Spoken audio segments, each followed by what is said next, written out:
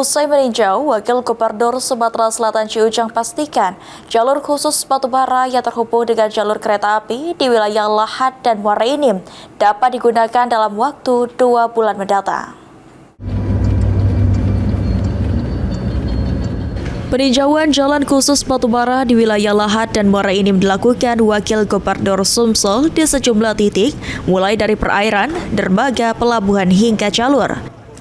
Dari hasil pantauan, Wakil Gubernur Sumsel Ciujang mengatakan, jalan khusus dan rel kereta api sudah terhubung dan sebagian jalur telah beroperasi. Jalur tersebut diperkirakan siap dilalui dalam 1 hingga 2 bulan mendatang. Kebijakan pengalihan jalan umum ke jalan khusus angkutan batubara diterapkan menyusul keluhan warga dan kerusakan parah di jalan negara akibat padatnya lalu lintas truk batubara. Selain menimbulkan kemacetan, debu dari kendaraan tambang mengganggu kesehatan dan kenyamanan masyarakat di sepanjang jalur. Hasil pantauan batubara kemarin Pak Wagub sudah keliling, termasuk di perairan, termasuk di jalan khusus, termasuk di dermaga dengan pelabuhan, termasuk itu di jalan khusus dengan jalan kereta api.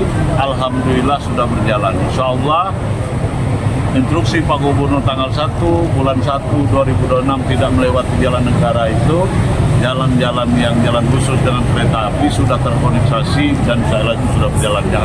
Jalan itu sebenarnya 1 bulan ini, 2 bulan ke depan sudah bisa dilewati. Ada kereta api.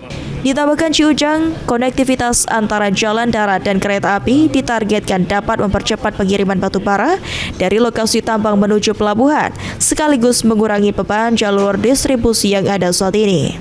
Hafid Zainul, PAL TV.